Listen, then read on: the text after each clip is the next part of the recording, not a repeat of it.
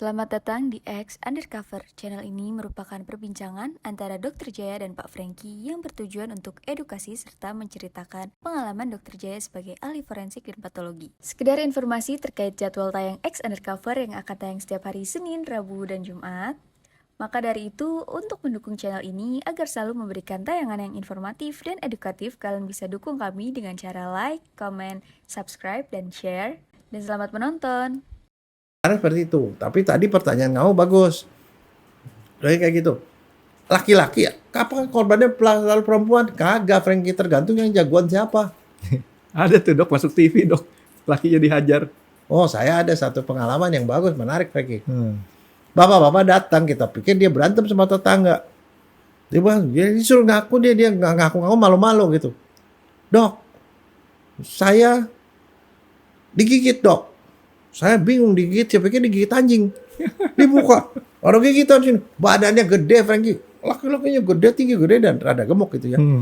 Gigitan sini gitu. Loh kan gigitannya bukan gigitan anjing beda Franky. Kita biar gimana juga tahu lah. Kan gigitan orang. Begitu tuh dia bilang, dok tapi yang paling sakit ini dok. Dia buka. Kan si cowoknya itu rada gemuk itu, neneknya rada gede. Neneknya tuh biru Franky, putingnya. Diapain? Ya, ini masih kita menempati ruangan studio darurat, tapi studio darurat ini lumayan sih dok kalau buat saya dok. Nggak apa namanya? Nggak buat saya capek-capek jalan kaki gitu. Nah, ini jalan kaki kayak gini kan ini kan perlu effort juga nih dok. Ya. Ya kan? Nah, tapi dokter ngomong-ngomong, dokter suka nonton acara hiburan nggak sih dok?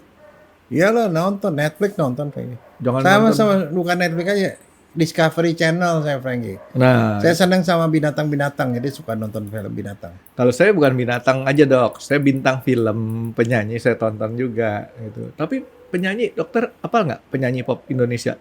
Oh enggak, Nggak tahu dok ya? enggak. Kalau saya cuma sedang dengerin lagunya sampai saya gua nggak tahu penyanyinya siapa gitu loh. Jarang-jarang. Saya kecuali ada 1-2 yang saya tahu lah. Siapa, Celine Dok? Dion tahu. Celine Dion katanya udah mulai pulih ya dok ya. Kemarin Iya. sempat sakit parah ya. Ya soalnya suaranya bagus banget. Di Indonesia Saya suka sih. suara dia khas. Kalau kita nggak usah tahu mukanya, dengar suaranya tahu. Kalau Indonesia yang saya pasti kenal tuh Hetty Koes Endang bagus suaranya. Titi Sandora, terus itu yang lama-lama, terus sama situ si apa burung camar. Oh, Vina. Itu paling bagus. Ini suaranya. Vina banyak nih dok. Sekarang lagi banyak ada Vina Panduwinata itu artis terkenal. Itu udah pasti positif lah beritanya. Yang berita negatif tuh Vina yang di daerah-daerah Jawa Barat. Ada 2 Vina yang berita negatif. Dokter tahu kan? Tahu tuh. Nah. Tapi dokter tahu nggak kalau penyanyi yang dari daerah timur, Jawa Timur itu? Jawa Timur Hetty Koes Endang. Bukan, Hetty Koes Endang mah Jawa Barat dok. Dia orang Sunda. Iya bukan. Si siapa sih? Kebetulan mereka itu pernah tinggal di Jakarta. Di Jakarta saya tahu itu di Jalan Merpati katanya dulu. Jalan Merpati itu deket sekolah saya dulu. Asisi gitu kan. Jadi kalau kakaknya itu namanya Yunisara. Oh Yunisara tahu. Tahu kan? Adanya namanya siapa dok? Krisdayanti ya. Nah, singkatannya apa dok? KD. KD. Nah itu kan KD kan suaranya enak dok. Ada KD yang suaranya nggak enak. Apa tuh? KDRT. Nah, KDRT sekarang ini kan kalau kita kemarin ngomong masalah aborsi, trilogi aborsi, kemudian juga ada PAS, ada lagi CAN. Kayak ini kalau kita ngomong KDRT itu kayaknya masih nyambung-nyambung juga nih dok. Sambung, emang ada sambungannya Ya kan? KDRT itu terjadi belakangan ini katanya dokter semakin marak. Nah, semakin maraknya ini biasanya itu kalau orang datang KDRT ke dokter itu biasanya tuh kelihatan nggak bahwa itu di KDRT atau dia hasil perbuatan sendiri dok? Begini, kalau KDRT itu termasuk kasus yang forensik klinik yang susah. Kenapa susah? Biasanya korbannya datang ke dokter dia berbohong, Franky. Nggak pernah dia terus terang. Biasanya seperti itu dok? Iya. Karena kenapa? Karena ini ya, itu termasuk satu kondisi yang sebenarnya dia juga nggak menginginkan. Kebayang nggak ya? Ada sepasang suami istri, mereka saling cinta. Di Indonesia statusnya kebanyakan perempuannya itu tidak bekerja. Sebagian kecil aja yang bekerja ya. Tidak bekerja. Dia tergantung sama suaminya. Suaminya pemarah. Lama-lama begini ceritanya. Kan kadang-kadang kan orang bilang, tahu apa bedanya orang kalau kawin baru, belum kawin sama sudah kawin, Franky? Di mall nih. Apa bedanya?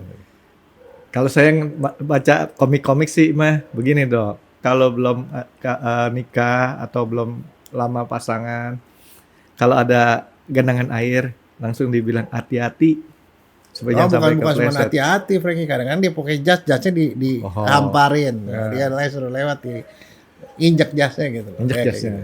Kalau udah nikah, udah lama berpasangan, nginjek air, dia ngomongnya, pakai mata nggak sih lu? Gitu kan dok ya?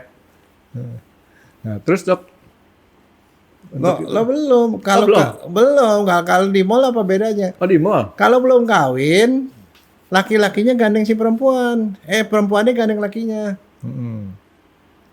Kalau sudah kawin, lakinya gandeng si perempuannya. Kenapa? Ya kalau alasannya kenapa nanti saya tanya istrinya dokter. Digandeng ya sama dokter gitu kan? Kalau sudah kawin, istrinya digandeng, perempuannya digandeng supaya dia kagak mampir belanja, Frank.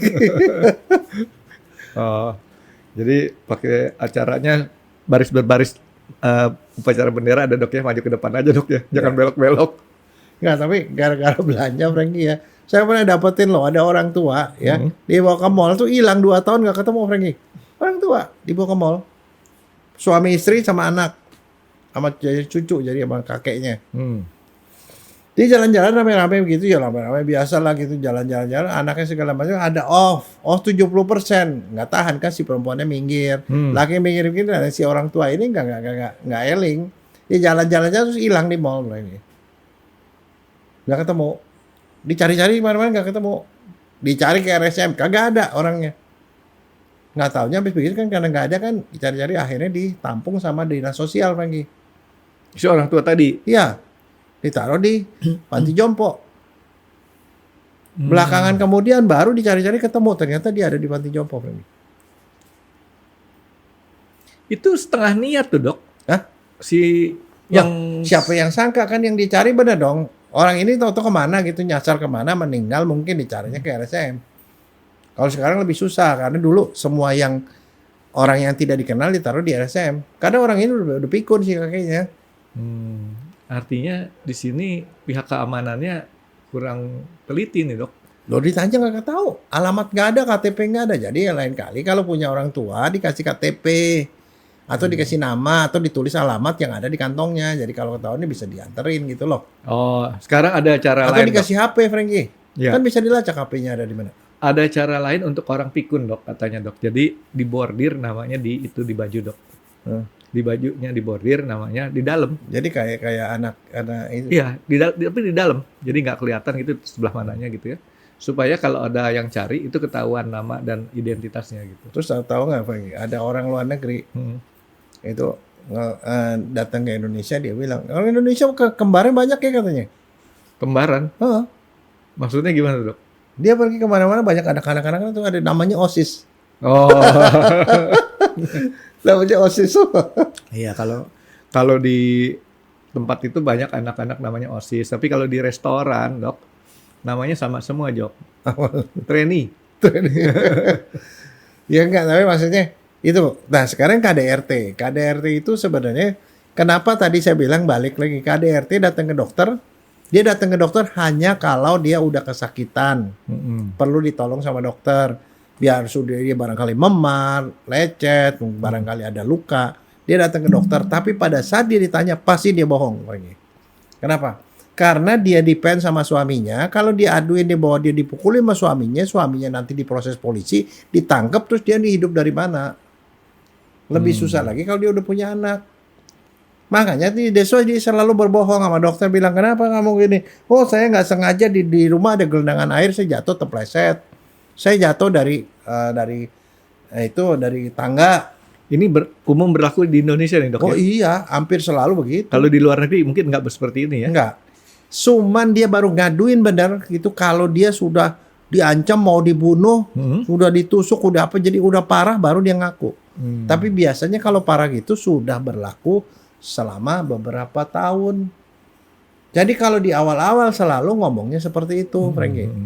Nah, kalau dia berbohong, sekarang dokter taunya dari mana dia berbohong? Makanya seorang dokter itu sudah belajar forensik kan, sudah diajari. Seringkali kalau masuk di UI ya, di FKUI, kalau dia masuk di bagian forensik kan masuk selama sekian minggu. Ya. Diajak sama dia kalau ada kasus di UGD kita bawa mahasiswa ke sana. Ketemu sama itu, dia lihat bagaimana dokternya tuh nanya jawab dan segala macam. Biasanya kalau dia di RSM tuh urusannya tuh sudah urusan polisi. Dia dianiaya sampai luka, pasiennya dibawa ke rumah sakit, atau dia sudah lapor polisi terus bawa di rumah sakit. Jadi udah urusan polisi udah jelas biasanya. Nah di situ kan udah tahu, nah di situ baru ngobrol. Nah kadang-kadang kalau dokter di UGD dapetin luka-luka, tapi kok lukanya aneh ya. Dia bilang jatuh, tapi kok sepertinya tajam ya. Kan aneh tuh. Dia akan lapor ke keamanan lapor ke polisi. Atau ada keluarganya yang laporin. Biasanya yang laporin itu keluarganya, bukan yang bersangkutan. Oh jadi seorang dokter mempunyai kepekaan dok ya? Iya. Mempunyai kepekaan bahwa dari bentuk luka, posisi luka ataupun memar, Jumlah dok, ya? luka juga. Jumlahnya. Kalau dia bilang dia jatuh, kalau jatuh kan lukanya satu. Nggak mau tuh di sini, di kanan, di kiri, di belakang gitu loh. Mana itu tuh satu lukanya aneh. Dia bilang jatuh tapi ada bekas-bekas kesundut. Luka bulat. Ya kagak cocok dong. Atau orang dia bilang dia jatuh tapi kok lukanya tajam, ini mestinya tumpul gitu loh. Jadi cerita bohongnya kurang panjang dok. Ya. Dia jatuh, kena sini, di depan ada rokok, kesundut. Tapi kan satu. Kalau rokoknya banyak, Ada 5 rokoknya di situ. Jadi itu kepekaan itu penting, Franky. Karena dia pasti bohong. Karena kenapa? Karena dia pasti tidak mau suaminya dihukum, dipenjara. Dan satu lagi, dia kalau dilapori suaminya diproses sama polisi, udah pasti digebukin lebih lanjut sama suaminya. Ada nggak dok yang dia bohong gara-gara CM dok? CM apa tuh?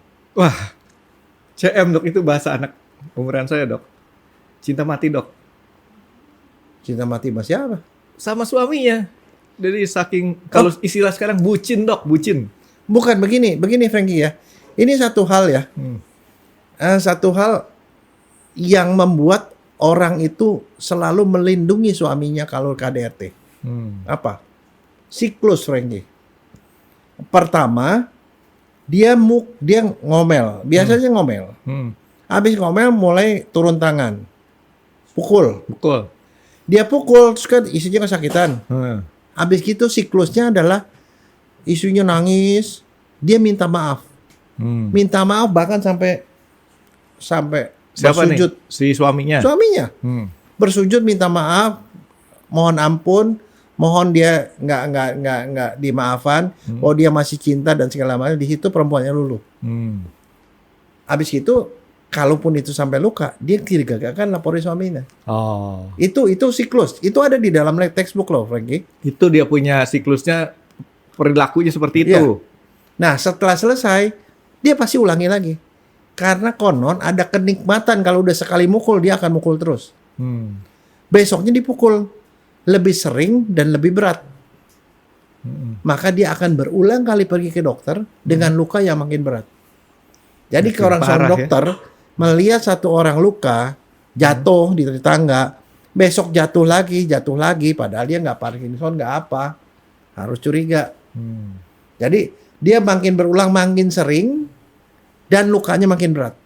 Tapi kan sebenarnya KDRT tidak hanya kepada perempuan saja nih dok.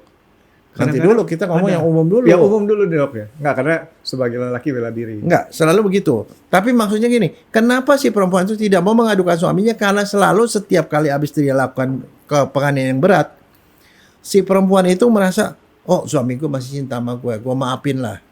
Apalagi kalau udah punya anak, itu loh. Nah, jadi seperti itu. Nah, kapan seorang suami, istri itu melaporkan suaminya? Saya di KDRT, saya digebukin gitu. Kalau sudah masalah udah sampai ke level akhir. Sudah ada keluar kata gua bunuh lo. Udah pakai senjata, nggak pakai tangan kosong, pakai pistol, pakai pisau, itu seperti itu. Udah anaknya udah ikut dianiaya. Biasanya KDRT setelah ibunya, anaknya dianiaya. Karena kenapa? Anak kalau lihat ibunya dipukulin, anak itu akan bantu ibunya dan dia akan ikut dipukuli, dan pada saat itu disitulah dia habis kesabarannya. Atau yang melaporkan orang lain yang ada di sekitar, tetangga, orang tua, adiknya yang tinggal sama-sama dan siapa apapun. Jadi sampai titik, tapi itu pun kadang-kadang begitu sampai di situ ditanya gini-gini, mau lapor polisi nggak? Saya nggak mau lapor lah, segini-gini. Sampai saya pada prinsipnya orang baik gitu loh. Oke, Dok. Jadi kalau kesimpulan saya, seseorang korban KDRT karena ada dua jenis ketakutan. Ketakutan pertama karena ketakutan finansial backup. Ya. Ketakutan kedua karena ketakutan dapat perilaku yang lebih parah lagi, Dok. Ya. Perlakuan yang lebih Satunya parah. lagi karena dia percaya bahwa suaminya udah tobat. Kan udah minta maaf. Bahkan saking ekstrimnya Frankie, kalau orang yang sudah makin berat dia gitu, dia sampai kalau yang namanya dia minta maaf sama istrinya itu, dia sampai bisa cium kaki istrinya. Dia bersujud, kepalanya tuh bentur-bentur di kepala itu minta dimaafin. Sampai begitu. Drama Atau dia bahkan banget. bisa, ya memang ekstrim. Drama. Bisa dia bilang, kalau lu nggak maafin gua bunuh diri nih gitu. Bisa sampai gitu Frankie. Itu sebabnya makanya dia kagak berani ngelaporin suaminya. Nah, kebayang nggak situasi itu akan sulit. Jadi ada Tapi, 3 alasan tadi, iya, Dok ya. kalau itu tidak ditangani dengan benar sebelum akhir, jangan salahkan kemudian adanya dia di meja otopsi, Frankie. Jadi pasien Dokter Jaya. Ya jadi pasien juga, sebelumnya juga pasien, Frankie. Pasien berulang-ulang. Tapi saya cuma kasih tahu, cuman kenapa pertanyaan ini, kenapa kok cewek sampai begitu sih, Frankie? Kita balik ke pangkalnya. Saya selalu mulai dari pangkal supaya kita tahu ujungnya. Kenapa cewek Ya bisa masuk dalam situasi seperti itu. ya dia menurut saya kurang beruntung dapetin suami model kayak gitu. Wah, masa nggak kurang beruntung jadi salah siapa dong? Ya, Kalau kurang beruntung kan berarti ada yang disalahin orang lain di luar. Jangan biasakan salahin orang lain, Frankie. Salahin diri sendiri dulu atuh. ya dia aja kurang beruntung. Bukan. Beruntung kan di luar kewenangan kita. Kurang beruntung namanya. Ya ini memang dia kurang beruntung aja, bukan begitu. Terus salah siapa, Dok? Hah? Salah siapa? Nah, sekarang balik lagi nih. Saya mau cerita lagi balik ke Doraemon. Nah, Tahu nggak? Itu ada satu siklus yang berulang, Frankie. Balik lagi ya. Doraemon itu ituan utamanya siapa? Pemeran utamanya Nobita. Terus pemeran pembantunya ibunya Doraemon, ibunya si Nobita, bapaknya, gurunya, terus gurunya, terus ada si Giant, Suneo, Shizuka. suka. Oke. Itu dibuat filmnya sama orang Jepang karena memang mereka mau menggambarkan situasi itu anak-anak di sana. Dan supaya memberikan harapan pada anak-anak yang sering dibully di sekolah. Dibully itu jadi masalah di Jepang karena kalau dibully dia bisa bunuh diri di Jepang mah. Nggak kayak di sini. Di sini dibully itu nggak sampai begitu. Dan dibully sampai banyak anak yang bunuh diri. Kalau dibully di sini di Indonesia ya terbunuh, akhirnya bukan bunuh diri, terbunuh. Jadi di sana itu orang-orang yang seperti Nobita yang sering dibully sama temennya itu banyak. Makanya supaya dia punya harapan bahwa gue nggak mesti kalah sama orang itu, dikasihlah kucing dari abad ke-21 si Doraemon. Dok, Doraemon filmnya sampai sekarang masih dibikin, Dok? Oh masih memang. Masih dibikin ya, masih. Dok ya? Nah si Doraemon itu kucing dari abad 21 yang begitu canggih, dia punya kantong di sini yang bisa diisi macam-macam itu. Jadi kalau kamu punya kantong yang bisa diisi macam-macam, kantong Doraemon namanya. Kantong ajaib ya. Nah, dia itu selalu nolong Nobita. Saban kali dia dibully, ditolong dengan berbagai macam peralatan itu.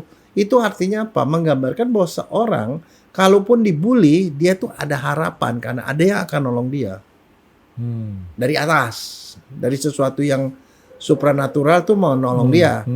Nah sekarang balik, si Giant itu adalah korban bully di rumah. Dia dibully sama ibunya karena ibunya galak setengah mati. Oh dia nakal, dipentung sama mamanya. Si Nobita dibully di rumahnya. Makanya dia menjadi korban bully. Kenapa? Si Nobita berasal dari keluarga yang membuli anak. Kemudian si Nobita mentalnya kurang kuat. Si Giant dibully sama ibunya, mentalnya kuat. Maka dia di sekolah menjadi pembuli. Dia membuli si Nobita karena Nobita itu berasal dari keluarga yang juga kok bully. Nah, si Sunio adalah temannya mereka berdua yang sebenarnya kecil, bisa dibully tapi nggak bisa dibully. Karena kenapa? Dia berasal dari keluarga yang disayang sama orang tuanya. Selalu dibeliin mainan yang banyak. Jadi dia punya mental yang kuat. Gue selalu disayang, gue punya pelindung mama gue gitu loh. Makanya dia tidak pernah dibully walaupun dia itu. Paham nggak? Oh. Nah, jadi artinya seorang yang dibully di rumah waktu kecil bisa jadi pembuli kalau mentalnya kuat, tapi bisa juga menjadi korban bully kalau mentalnya nggak kuat. Nah, manusia-manusia itulah kalau yang sudah dewasa, kawin, kalau dia mentalnya seperti Sunio, dia akan jadi korban bully, Frankie. Ke Nobita. Tapi kalau dia mentalnya kuat, dia bisa menjadi orang pembuli. Jadi kalau dilihat akar-akarnya adalah bahwa di rumah tangga ada pembuli dan korban bully, itu terjadi karena si suaminya itu adalah korban bully yang mentalnya kuat seperti si Giant, sedangkan istrinya adalah orang yang juga korban bully di rumahnya, suka dipukulin sama keluarganya, sama orang tuanya, tetapi dia mentalnya kurang kuat. Jadi menghentikan KDRT di mana, Frankie? Mulai dari awal jangan pernah membuli anak, jangan pernah mukulin anak. Ajari anak untuk tegar, sayangi anak seperti Sunio disayang sama orang tuanya.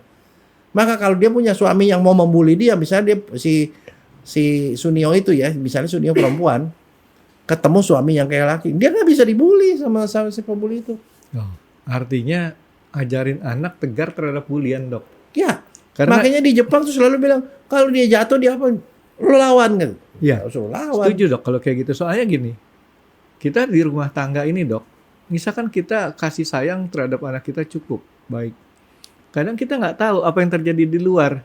Nah, Di luar, mereka kadang-kadang dibully karena teman-temannya. Jadi begini, kan setiap orang mempunyai sifat beda-beda. Ada anak yang sifatnya halus, ada anak yang sifatnya istilah preman. Nah, anak-anak yang sifatnya halus ini harus diajarin suatu hal yang kuat juga supaya dia punya mental kuat. ya. Kalau enggak, percuma kita di rumah kita didik dia. Makanya kuat. misalnya contoh kita punya anak. Nah. Anak ini nggak berani. Mau misalnya ada itu dia apa aktor cilik lah atau anak yang terkenal. Mami, aku mau foto sama dia. Ajarin. Kamu samperin, kamu ngomong saya mau foto sama dia. Ngomong sama dia. Kalau dia bilang saya mau gini-gini belanja, suruh dia bilang, "Ini kamu belanja situ, ini kamu kasih duit." Jadi dia punya keberanian untuk ngadepi orang. Karena dia tahu bahwa orang tuanya nge-backup dia di belakang, tapi dia mesti maju. Nah, makanya saya sih sangat menghargai. Papa saya selalu ngomong sama saya, di rumah saya jangan pernah ada orang yang boleh pukul adik perempuan. Karena saya sendiri nggak akan pukul anak saya yang perempuan. Kenapa? Karena dia udah dipukul, kalau mentalnya nggak kuat dia jadi korban KDRT nantinya, Frankie. Kalau dia pacaran dia akan ini. Jadi itu salah satu sumber. Nah sekarang kalau kita nggak mau anak kita jadi pembuli, anak laki-laki nih, jangan pernah membuli dia. Karena begitu dia udah dipukul pada waktu itu dipukul, sering-sering dipukul. Yang terjadi apa? Dia anggap itu adalah orang normal di rumah tangga memukul orang. Nah masalahnya kalau orang sudah sekali merasakan memukul orang tuh enak gitu, akan diulangi, Frankie, pada orang-orang yang mentalnya kurang kuat. Akarnya di situ, Frankie. Makanya jangan mulai suatu rumah tangga dengan kekerasan. Karena seorang anak walaupun misalnya contoh ya, bapaknya sering mukulin ibunya, tapi anaknya ngerasa bahwa ini kagak benar begitu ya. Dia tuh lama-lama dia merasa bahwa yang namanya bapak mukulin ibu itu adalah normal. Nilai normal. Dia akan nerima itu gitu loh. Dok, kalau punya dua orang tua yang harmonis, sekarang kan asas alam keterbukaan nih, Dok. Nonton film, nonton apa, ngelihat orang dibully segala macam, kan mau nggak mau itu juga harus kita cegah juga. Itu sebabnya kalau kita lihat aturannya, ini buat film 13 tahun ke atas. Ini lo 17 tahun ke atas yang ya jangan dikasih. Makanya yang termasuk lihat orang anak lihat TikTok, lihat YouTube ya ditemani. Tapi dia bener dok, yang 17 tahun nontonnya di atas, dia ke bawah dong. Nggak ditemani, Frankie. Yang namanya sebenarnya anak-anak main komputer, main YouTube, main TikTok apa sih, ditemenin sama orang tuanya. Orang tuanya, yang itu nggak bener ya, itu nggak boleh ya gitu. Tapi apapun kita omongin, tapi kalau kenyataan bapaknya mukulin ibunya, itu menjadi nilai normal buat dia. Jadi itu yang pertama, Frankie. Jadi itu yang basic. Tapi Basic dari keluarga dulu dok ya. Ya. Tapi kalau kayak begitu udah kadung ya, misalnya contoh bapaknya dia barangkali bapaknya nggak mukulin ibunya, tapi dia kakeknya sering berantem sama ibunya. Udah berantem udah gitu UFO terbang itu, piring terbang, plang. Lama-lama itu jadi nilai normal di sini. Jadi kalau anaknya laki-laki barangkali kalau dia udah kawin dia marah sama istrinya lempar piring. Betul nggak? Ya. Nilai normal itu. Jadi di sini itu udah normal gitu loh. Dokter tahu nggak bedanya zaman dulu sama zaman sekarang? Kalau zaman dulu sama zaman sekarang, kalau UFO terbang tuh bedanya suaranya kayak gimana dok? Apa? Kalau dulu prang karena piring kaleng dok. Kalau sekarang pretek melamin. Kalau orang kaya prang gitu karena itu apa gelas gitu kan, beling. Nah, kalau nanti mungkin lebih canggih, Frankie, yang dikirim drone, nggak ada suara. Nah, balik kepada dokter punya teori nih. Dokter punya teori kan segala sesuatu dimulai dari keluarga inti. Bukan tuh teori saya loh, orang-orang banyak nulis soal gitu. Ya, pokoknya saya penjelasan ngomongin. Dokter tadi dah. Ya. Penjelasan dokter tadi dari keluarga inti. Tapi kan inget dok, keluarga kita ngebentuk cuma 30% doang nih dok katanya dok. 70%-nya lagi lingkungan nih dok. Iya, tapi 30% yang di awal yang paling masuk ke kepala itu nilai normal adalah pada waktu dia balita, Frankie. Pada sampai waktu balita. Remaja, artinya remaja. Ini masih belum bisa terkontaminasi sama luar. Iya. Tapi yang itu akan masuk di dalam karena itu seperti tumpukan, Frankie. Tumpukan pertama ada yang dilihat di dalam rumah tangganya dia. Mengenai sekolah mulai ada tumpukan-tumpukan dari teman-teman dan lain-lain gitu. Tapi yang dari itu yang paling awal. Jadi kalau itu nggak, nah satu. Yang kedua, ya Frankie, ada kecenderungan perempuan itu beranggapan bahwa yang namanya cinta itu bisa ngubah segalanya, Frankie. Percaya nggak kamu? Enggak. Beberapa perempuan percaya itu. Jadi begini loh, misalnya contoh ya, nih, ini ada teman kamu nih, ada cowok 10 orang. Si cewek nih 10 orang nih naksir dia. Saya cuma curiga sama dokter. Hah? Begitu saya bilang tahu, saya bilang berarti Frankie perempuan. Nah, dia punya cowok nih 10 yang naksir dia. Dari 10 ada orang yang alim, diam, kelihatannya anak baik-baik gitu. Ini sama orang paling nakal. Ada kecenderungan si perempuan tuh mau sama si yang paling nakal. Oh, karena berarti dia bisa dilindungin, dok. Itu namanya sindrom, ya, sindrom bahwa dia merasa bahwa namanya cinta itu bisa mengubah si laki-laki nakal itu menjadi laki-laki hebat yang kemudian tunduk sama dia. Dia menganggap bahwa dia kalau si cowok itu cinta banget sama gue bisa ngerubah dia menjadi orang yang baik. Saya cuma bilang itu tidak mungkin. Kebenarannya itu nggak tinggi. Karena kenyataannya seorang yang membawa sifat, kalau dia bawa ke dalam rumah tangga, dia akan bawa terus sifatnya. Dan cinta itu tidak akan bisa mengubah dia menjadi lebih baik. Dia kelihatan seolah-olah menjadi lebih baik karena kenapa? Dia lagi mau narik perhatian si perempuan. Itu adalah fase dia kamuflase.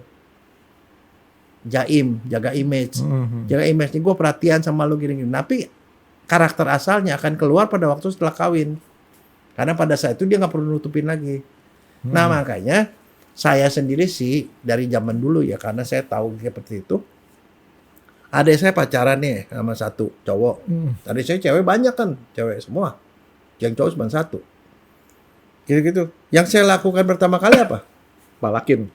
Enggak, saya datengin rumahnya si cowok itu. Saya lihat struktur keluarganya gimana. Bapaknya suka harmonis gak sama ibunya? Yang kerja di rumah itu siapa? Ibunya apa bapaknya? Kalau yang kerja ibunya, bapaknya santai-santai di rumah, cuman miara-miara burung-burung doang gitu loh. Istrinya yang kerja babak belur gitu-gitu. Saya akan bilang ke adik saya, jangan pacaran sama dia, tuker. Karena kenapa? Pola itu akan dia pakai nanti kalau dia udah kawin. Dia boleh tampak seperti apa, tapi apa yang terjadi di rumah itu akan dilakukan di rumah tangga. Maka adik saya kalau kawin sama dia, nanti yang terjadi adik saya yang perempuan itu yang akan kerja terus mati-matian dan dia santai. Karena itu nilai normalnya dia. Nah, satu lagi. Lihat bagaimana caranya dia berperilaku terhadap orang yang lebih rendah. Karena ada kecenderungan laki-laki kalau udah kawin dia merasa lebih tinggi dari perempuan.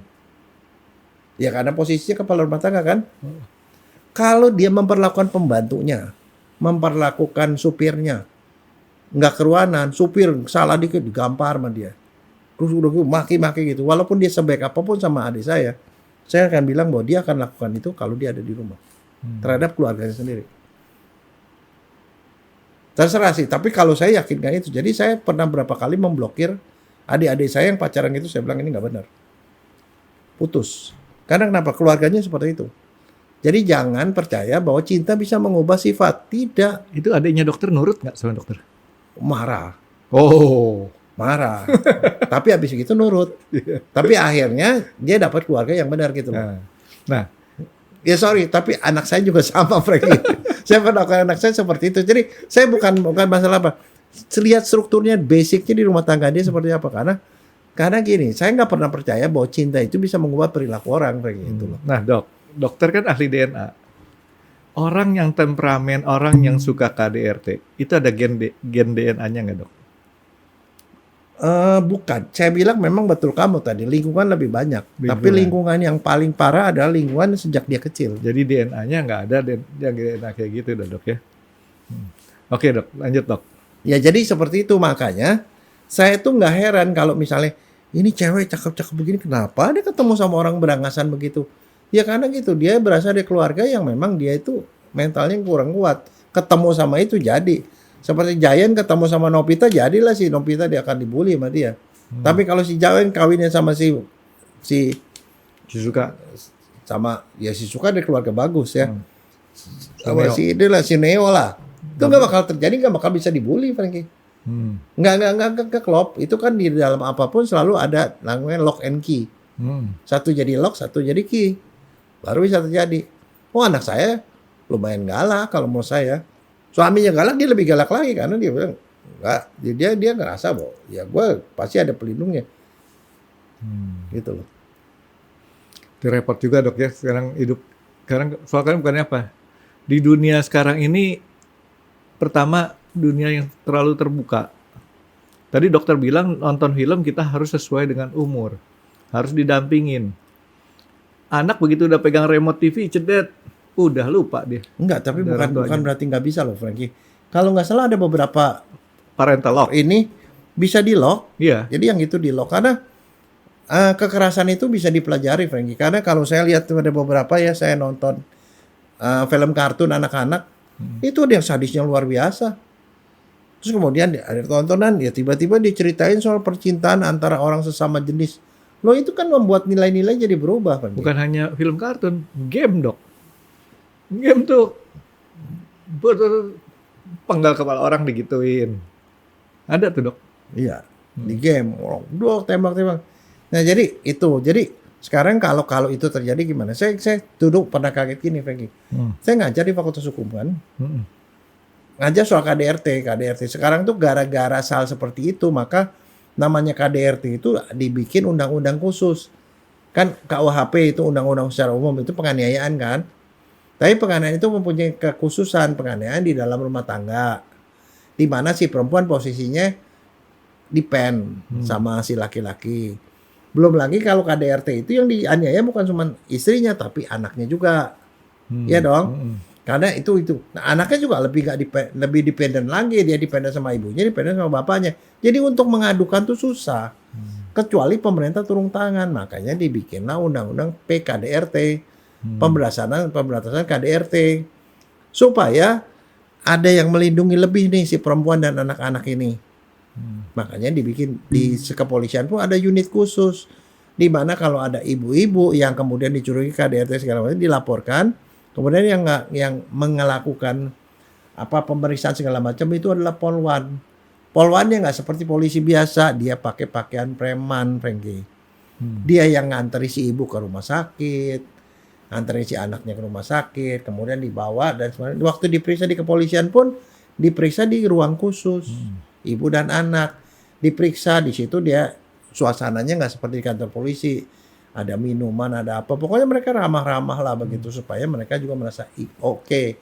Nah satu lagi ada satu masa ya di dalam kita melakukan forensik klinik, negara ikut campur. Mereka mendirikan shelter.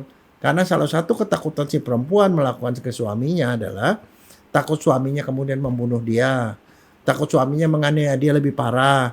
Takut suaminya tiba menyandera anaknya dan segala macam. Jadi pada banyak. Jadi kadang-kadang sampai satu titik mereka sampai nggak bisa balik ke rumah. Karena pasti diancam suaminya ngamuk. Akhirnya dia harus dilindungi di shelter. Jadi ada beberapa rumah yang dipakai buat menampung mereka sementara.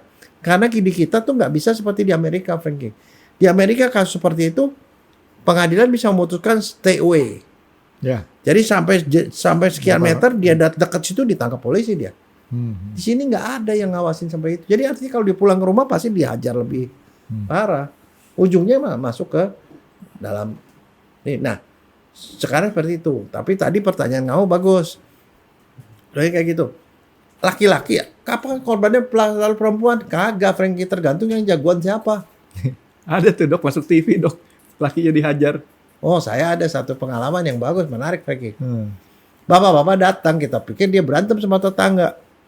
Dia bilang, dia disuruh ngaku, dia ngaku malu-malu gitu. Dok, saya digigit dok. Saya bingung digigit, saya pikir digigit anjing. Dibuka, ada gigitan sini, badannya gede, Frankie. Laki-lakinya gede, tinggi gede dan rada gemuk gitu ya. Gigitan sini gitu. Loh kan gigitannya bukan gigitan anjing beda, Frankie. Kita biar gimana juga tahu lah. Kan gigitan orang. Begitu tuh dia bilang, dok tapi yang paling sakit ini dok. Dia buka. Kan si cowoknya itu rada gemuk itu, neneknya rada gede. Neneknya tuh biru, Frankie, putingnya. Diapain? Dipegang, dipucubit, dipelintir. Kebayang. Terus saya bilang begini. Gemes itu dok istrinya dok. Saya bilang begini, Pak, yang lakukan siapa? Istri saya. Loh, Bapak nggak ngelawan? Kan nggak baik ngelawan perempuan katanya. Terus saya bilang, kenapa begitu? Gara-gara soal masalah, istrinya minta dibeliin tas mahal. Dia bilang, nanti ya, gitu-gitu. Istrinya marah, dia digigit, digebukin. Wah, habis benjol, memar-memar. Ada bekas gigitan dan itu yang putingnya itu dua-dua, Frankie, biru gede gitu loh. Itu kalau kejadian kayak gitu dok, ajarin dia ke Mangga 2 aja dok. Ngapain? Kalau nggak bisa beliin yang asli, beliin KW aja. Makanya kalau punya anak perempuan atau punya saudara perempuan, kalau minta sama pacar atau sama yang dia lagi taksir, kalau minta tuh jangan minta tas, jangan minta tas, jangan minta emas. Atau jangan minta arloji. Ntar dikasih KW. Minta tuh mobil, rumah. Karena nggak ada mobil KW, nggak ada rumah KW. Enggak, tapi maksudnya saya tuh itu ada. Dan itu udah beberapa kali gitu loh. Frankie orang cowok-cowoknya gagak-gagak. Saya bilang begitu. Terus saya bilang, soalnya kalau mau menghindari itu apa, Frankie? Apanya dok? Cara menghindari itu. Supaya istri nggak galak kayak gitu. Ya beliin. Hah? Beliin. Nah kalau nggak punya duit? Nah, kayak saya bilang ke Mangga 2. Nah, ini dok, saya potong, saya mau tanya sama dokter. Tadi kan dokter bilang kan pencetusnya itu karena mereka udah punya sifat bawaan. Ya iya, kan? kebiasaan di rumah. Ada contoh-contoh. Nah, sekarang mungkin nggak sih ada suatu keadaan di mana orang yang nggak punya sifat bawaan ataupun nggak ada contoh-contoh di rumah, tapi tahu-tahu dia jadi pelaku KDRT. Ada satu kalau sekarang itu pengaruh film atau pengaruh YouTube atau pengaruh TikTok, Frankie. Percaya deh sama saya. Itu ada, okay. Karena ada beberapa hal yang nggak diajarin, tahu-tahu mereka belajar. Dan itu dianggap normal sama dia. Saya ngelihat kemungkinan nih dok ya, kemungkinan ada bisa seperti ini. Kemungkinan tuh dasarkan ekonomi. Pusing. Nah, tapi itu nggak jadi alasan, Frankie. Tapi kenyataannya nih selama pandemi kan kita dari 2020 kan, kasus KDRT itu meningkat, Frankie. Tahu nggak kenapa? Ya nggak punya penghasilan. Nggak banyak suami-suami yang PHK. Biasanya di kantor mungkin dia ada orang yang dia bisa maki-maki. Ada orang yang bisa dia bully di kantor. Nah sekarang dia nggak punya kerjaan, stres karena nggak punya uang kan. Karena dia nggak bekerja. Nah, dia di rumah. Istri biasanya kalau suami nggak punya kerjaan ada di rumah, istrinya lebih bawel. Setuju nggak? Ya nggak pernah ngalamin kali kamu. Nggak. Istri lebih nggak bawel, ngomel. Si suami sendiri karena nggak punya sasaran di rumah dia lebih cerewet. Tadinya rumah tangga tuh aman-aman aja, yang ada cuma anak sama ibu. Kan ibu yang kuasa kan. Ini ada penguasa baru nih yang dari kantor nggak kerja di situ. Kalau Udah nggak ngasilin duit, cerewet lagi. Gua mau makan ini. Pertengkaran di siang hari. Kalau dia masih tahan tegar di siang hari, malamnya tengkar hebat. Biasanya kasus KDRT masuk ke rumah sakit, ke RSCM itu malam-malam lagi. Jam 12, jam 2, jam 4. Karena kenapa? Disitulah puncaknya. Karena dia tinggal berdua doang. Kalau di waktu ada anak kan mungkin dia nggak enak siang-siang. Di kamar tidur dia itu. Nah dia berantem lah situ. Nah habis begitu istrinya karena kepukul bonyok pagi-pagi malam-malam itu datang ke rumah sakit. Nah biasanya perempuan nggak akan ke rumah sakit kecuali dia kesakitan banget. Nah cuman begini, tadi kan kita ngomong kalau kayak gitu sebenarnya apa yang mesti dilakukan kalau itu terjadi juga ya, itu kan namanya kalau bilang nasib ya. Kalau mau saya bilang ya itu kesalahan dari awal. Kenapa kawin sama orang yang berangasan gitu loh? Iya nggak beruntung dia. Nah sebenarnya itulah gunanya salah satu orang pacaran, Penggi. Orang pacaran supaya biar dia tahu tuh sifat laki-laki berangasan nggak. Kalau si laki-laki itu suka kasar sama supir, suka kasar sama orang lain, suka kasar sama tukang parkir dan segala macam gitu-gitu, dia akan begitu juga di rumah. Itu gambaran kan dia baik sama si perempuan ya karena dia masih lagi mau nyari perhatian aja. Dia bagaimana sikap dia ke adiknya, bagaimana sikap dia ke orang tuanya, bagaimana orang tuanya berinteraksi di rumah. Jadi itu akan menggambarkan apa yang akan terjadi. Cuman itu dok, si istrinya tuh mesti dokter ajarin supaya yang tadi saya bilang. Frankie 1. Jangan sampai Frankie 3. Jadi itu namanya rumus kucing, Rumus kucing. Kalau udah diajarin kayak gitu, si suaminya mau galak sama orang, ya terserah sampai rumah dia udah jadi jelas kucing. itu si istrinya itu yang berani ngomong 1, 2, 3 itu orang yang berasal dari keluarganya Giant. Iya, gitu dong. Itu punya mental gitu karena kalau enggak ya dia terbalik ya. Itu kan terbalik kan artinya suaminya dari keluarga seperti Nobita tuh. Jadi begitu. Jadi maksud saya, nah kalau itu sampai terjadi, jadi gini, jangan pernah menunda untuk berobat ke dokter kalau kamu udah sakit. Tapi kemudian pergi ke dokter kalau bisa terus terang sama dokter. Tapi kalau seandainya enggak pun, enggak ada masalah. Tapi kamu harus pergi ke dokter dan minta pertolongan, ngomong terus terang kalau udah ada berapa tanda, Frankie. Tanda pertama kalau sudah mulai pakai senjata, itu wajib terus terang sama dokter. Karena itu adalah udah mendekat ujung nih. Kalau nggak dicegah, nggak dilapori, itu bisa ujungnya mati. Senjata. Kalau dia udah ngomong bunuh. Pengertian senjata ini apa aja dok? Iya, namanya bukan tangan. Oke, jadi udah menggunakan alat lah, Pisau, dok, ya? pentungan, pistol. Itu udah. Pokoknya segala sesuatu yang bisa dijadikan senjata aja dok ya? Ya, itu kalau udah begitu harus ngomong terus terang sama dokter. Nggak bisa nggak. Ngomong terus terang sama dokter, kemudian nanti akan dilapori. Jadi jangan lihat konsekuensi. Habis itu kalau dia ditangkap nanti gue makan apa? Nggak usah dipikirin, karena nyawa itu lebih penting dari itu semua. Karena kalau udah mati juga nggak makan juga dia dok. Satu, itu ya. Jadi kalau sudah ngomong pakai senjata, kalau sudah sampai luka berat itu artinya sampai kena luka robek, patah tulang, geger otak, nah itu udah harus. Yang ketiga kalau keluar kata bunuh. Karena dalam satu udah puncak kan namanya udah bunuh-bunuh, ujungnya nanti mati pasti. Oke, 3 ini dok ya. Ya. Pertanda yang nggak boleh, harus mau nggak mau lapor ke dokter. Nah, jadi yang namanya senjata itu adalah sesuatu yang nggak pakai tangan. Kalau pakai tangan itu kan berarti masih alamiah. Tapi kalau dia udah mulai pakai pentungan, pakai pisau, apalagi pakai pistol, itu udah saatnya tuh dia harus nggak boleh nutupin lagi. Termasuk dia pakai penggarisan aja dok ya? Ya, itu udah termasuk. Jadi artinya udah nggak usah pikirin apa, yang penting kan dia hidupnya selamat. Karena si ibu ini pasti membawa sesuatu yang lebih besar di belakang apa? Anak-anak. Seringkali saya tuh kalau di rumah sakit ya, dapetnya kasus KDRT. Ibu dianiaya itu masuk ke rumah sakit berempat sama anaknya. 3 anaknya dipukulin juga. Hukumannya tuh beda. Karena kenapa? Kenapa harus dibikin undang-undang khusus? Karena si perempuan ini termasuk kelompok rentan. Rentan dianiaya dan dia tidak punya kuasa untuk melaporkan karena dia dependen sama si pelaku. Hampir mirip sama seperti yang anak CAN itu loh. Jadi sangat dependen, maka dia harus dilindungi lebih. Dan satu lagi, dia akan cenderung mengalami kekerasan berulang kalau dia balik ke rumah. Makanya di situ negara harus ikut campur. Oke, berarti dia setelah dia melaporkan memeriksakan diri kepada dokter untuk dibuatkan satu laporan ya dok ya, rekam medisnya dan sebagainya. Dia ini harus kemana nih dok? Dia ke rumah sakit. Ke rumah sakit. Habis dari Nanti rumah sakit sendiri kalau si dokter sendiri kalau cuma curiga doang dia tulis aja.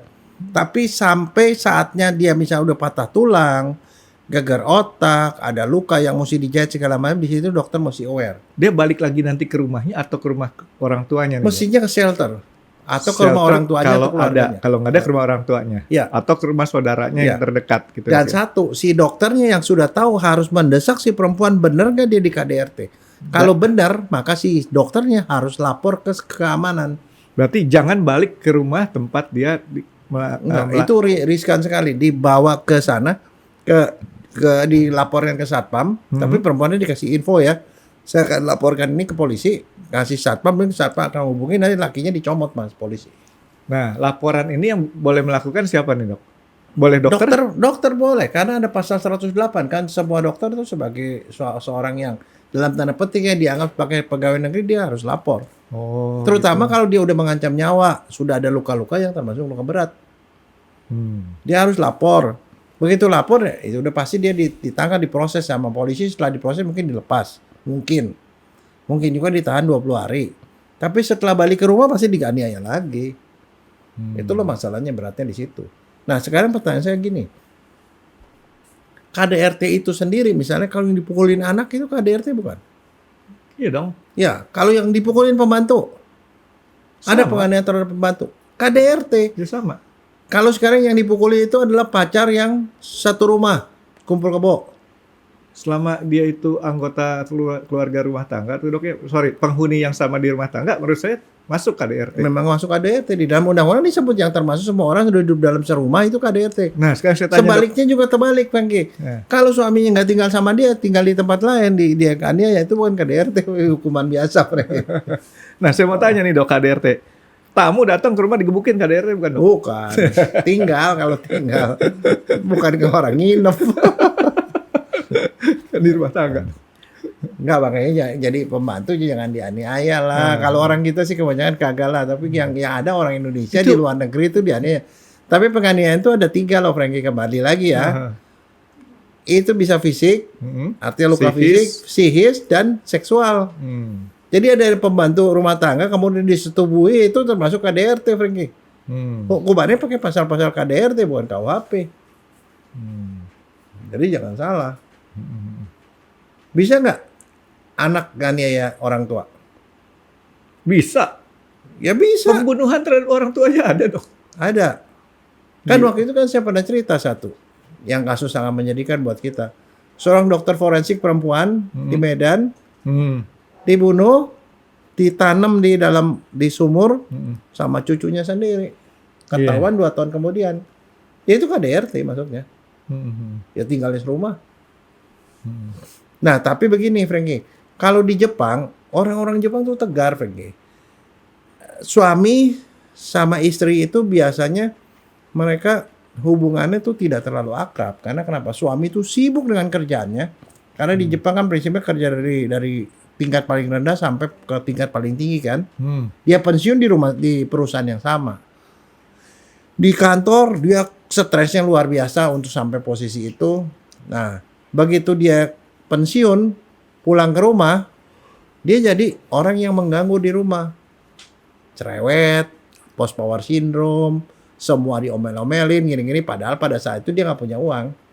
Oh di Jepang yang terjadi habis begitu apa? Kalau dia ribut-ribut gitu sama istrinya diceraiin. Jadi di sana banyak janda yang nggak punya suami bukan karena dia ditinggal mati sama suaminya, karena dia ceraiin suaminya, karena suaminya itu udah mengganggu. Ya, makanya kalau di Jepang itu, ya ada beberapa perempuan lumayan banyak perempuan yang jadi janda tuh bukan gara-gara suaminya meninggal. Orang Jepang kan umurnya panjang biasanya. Jadi sampai di rumah, dia tinggal di rumah, tadi biasanya nggak pernah di rumah. Jadi hal-hal kecil, hal-hal yang tadinya nggak pernah jadi perhatian dia, jadi perhatian dia. Jadi di rumah lebih cerewet. Udah gitu sih perempuan itu ngerasa, lu juga udah nggak punya duit sekarang, lu makin cerewet, lu annoying segala macam, udah dicerain aja gitu loh. Makanya di sana banyak perempuan-perempuan sendiri. Nah pada saat mereka sendiri, mereka kemudian ya mulai hobi dah piara binatang biasanya. Datang anjing, kucing gitu loh, di mana-mana bawa binatang gitu, seperti itu. Oh, jadi kalau kita ke luar negeri itu banyak orang-orang piara binatang, karena kecenderungannya orang itu cari pelampiasan gitu dok ya? Ya, karena orang itu memerlukan ada orang yang bisa diperhatikan sama dia supaya dia tetap healthy, Fergie. Begitu. Jadi dia memang gitu kan, memang ke jiwanya perempuan kan mau melayani. Selama ini dia ngurusin anak. Udah gitu kemudian anak udah dewasa dia udah nggak ada kerjaan lagi kan. Dia mesti kerjaan. Jadi ada orang yang hobinya miara bunga, ada yang hobinya piara binatang, tapi binatang itu sangat buat mereka tuh ya sama seperti ngurusin anak lagi, ngurusin bayi lah, mesti dimandiin, diapain gitu loh. Dan satu lagi mereka mulai ngembangin hobi-hobi baru. Makanya kayak saya waktu itu pernah cerita, di Jepang ini mereka hobinya apa? Pergi naik hiking, naik gunung. Kemudian di gunung dia bawa kanvas tuh, Renggi. Di tempat itu wisata, dia ngelukis. Sekarang naik gunung ke Fuji dok, cuma dibatasin 4.000 pendaki per bulan. Karena terlalu banyak sampah. Ya. Dan satu lagi mungkin takut gunung Fujinya meleleh, Renggi. Karena panas. Mungkin juga dok. Ya, tapi maksudnya, saya cuma bilang bahwa yang namanya KDRT itu seperti fenomena gunung es, iceberg phenomenon, di mana yang kita lihat sedemikian kecil tapi itunya banyak. Dan saya pernah kaget, Franky ya. Saya kan ngajar di Fakultas Hukum. Saya ngajar KDRT tentang undang-undangnya lah, undang-undangnya begini. Kenapa mesti undang-undang khusus ya? Karena perempuan perlu dilindungi gitu loh. Gini karena mereka tuh rentan gitu di dalam itu. Nah, begitu gak lama terus ada satu mahasiswi. Dia angkat tangan. Pak, gini dok. Satu tangan doang. Ini. Pak, nanti saya mau konsultasi katanya. Konsultasi. Itu udah semester 7, Franky. Jadi udah hampir lulus jadi sarjana hukum. Terus cerita. Saya mau cerita, Pak, saya korban KDRT di rumah tangga saya. Jadi dia udah kawin ternyata. Udah kawin, suaminya suka ngebukin. Terus saya ngomong lah waktu pacaran, emang kamu nggak tahu ya? Enggak lah, selama ini dia baik-baik aja gitu. Karena kamu kebayang nggak sih pada waktu dulu, waktu pasti lagi pacaran ya, setiap malam minggu ada biar ada geledek, biar ada hujan, ada banjir, pasti didatengin kan perempuannya kan. Kadang-kadang malah kamu lagi ngapain? Udah mandi belum? Ya hal-hal kecil aja udah diperhatiin dong, betul nggak? Tapi begitu kawin tuh perhatian tuh udah nggak ada lagi. Bahkan saya juga banyak lihat rumah tangga tuh komunikasinya yang enggak. Yang ada adalah satu, masalah di dalam kerjaan dibawa pulang. Ya akhirnya jadi bahan berantem. Bahan stres di rumah. Jadi pekerjaan di rumah ke stres di kantor jangan dibawa pulang. Satu, perbaiki komunikasi. Stres di luar jangan dibawa pulang ke rumah. Dan apalagi kalau sudah mulai bermasalah, sudah ada mulai fisik kayak gitu, ikutlah konseling perkawinan. Ada banyak kok konseling perkawinan, atau pergilah ke psikiater atau psikolog untuk coba menggali sebenarnya masalah di mana. Jadi jangan sampai itu dibiarkan seolah-olah itu bukan penyakit, seolah-olah itu bukan suatu kondisi abnormal, kemudian itu dibiarkan dan makin berat. Gitu loh. Sebenarnya itu. Dan satu, kalau misalnya dalam urusan rumah tangga, istri melibatkan suami tentang anak-anak, biasanya kan anak-anak diuruskan 100% sama ibunya kan. Ya suaminya dilibatkan lah gitu walaupun nggak sampai mengganggu dia ya. Tapi dengan cara seperti itu ya mereka akan membina rumah tangga tuh bersama-sama gitu. Ya kalau menurut saya kalau itu dilakukan, sebenarnya kuncinya satu, komunikasi. Komunikasi itu yang harus dijaga. Itu sama seperti pohon. Pohon kalau kamu tanam pohon, kalau nggak dipupuk, nggak disiram, nggak diapa juga nggak akan bertahan lama, pasti mati pohonnya. Begitu juga kehidupan di rumah tangga kalau menurut saya. Jadi kalau selama itu dijaga, sekali-sekali ya barangkali suami istri perlulah pergi keluar berdua, candlelight dinner kayak apa, kayak pokoknya sesuatu yang bisa bikin mereka tuh kembali lagi seperti suasana pada waktu mereka masih belum kawin gitu loh. Karena seperti itu. Dokter punya data nggak? Strata sosial mana dok yang paling banyak melakukan KDRT atau mengalami KDRT? Meliputi semua strata dari rendah, tengah sampai atas. Frank. Jumlahnya yang paling banyak di daerah mana? Bawah, tengah, atau atas? Jumlahnya, Secara kuantitas nih dok. kuantitas lebih banyak di bawah. Oke. Nah ini yang saya mau ngomong sama dokter Jaya. Itu kan kalau tadi kita bicara kalau dia mengalami KDRT, kita konseling, kita kesini.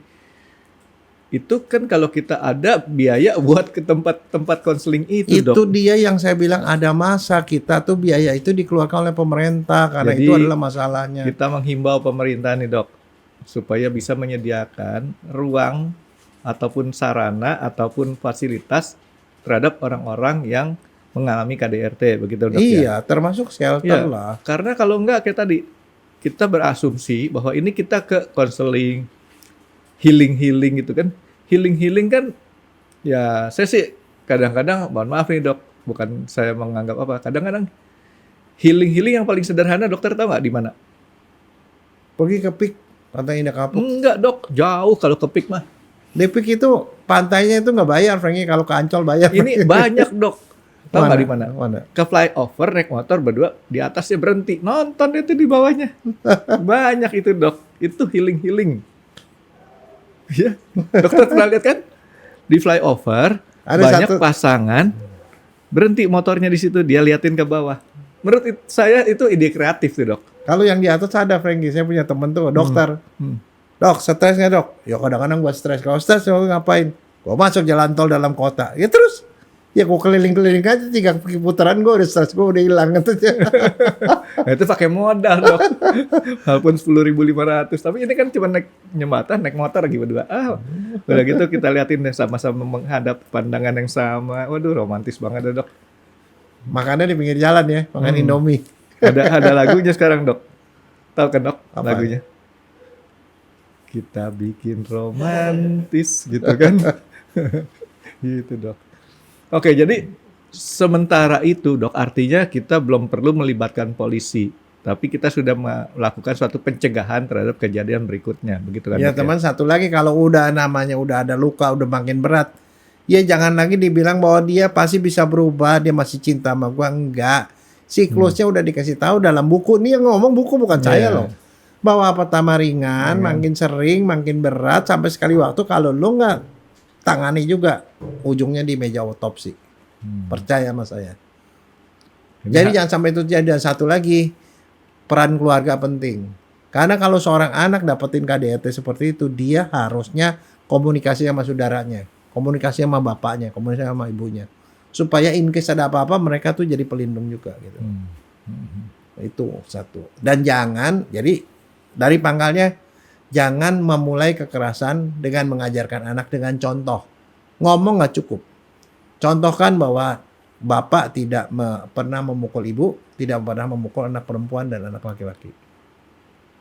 Karena itu akan menghentikan paling sedikit lah, menghentikan dari basicnya bahwa mereka tahu bahwa namanya kekerasan semestinya nggak ada di dalam rumah tangga. Ya. Tapi KDRT sekarang kan udah berkembang nih dok. Bukan hanya KDRT fisik.